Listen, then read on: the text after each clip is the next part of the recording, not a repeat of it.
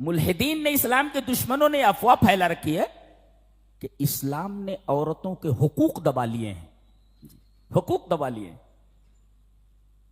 عورتوں کے اوپر ظلم کرتے ہیں یہ۔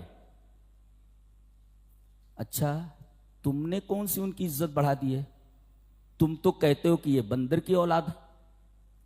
یہاں کہا گیا یا ایھا الناس اتقوا ربکم الذی خلقکم من نفس واحدہ، نفس واحدہ سے ان کو پیدا کیا گیا، آدم سے اور حوا سے پیدا کیا گیا۔ دیکھو دیکھو، نفس واحدہ سے، وخلق منہا زوجہا، حضرت آدم سے حضرت حوا کو پیدا کیا، وبث منہما رجالا کثیرا، اور انہی سے سارے لوگ پیدا ہوئے۔ تم تو کہتے ہو کہ بندروں سے ہم لوگ پیدا ہوئے ہیں، عورت بھی بندریہ تھی اور یہ مرد بھی بندر تھے، تو تم نے کون سی عزت بڑھا دی؟ یہاں تو کہا جا رہا ہے کہ حضرت آدم کو ہم نے بنایا، ان کی بیوی کو ہم نے ان کی پسلی سے بنایا۔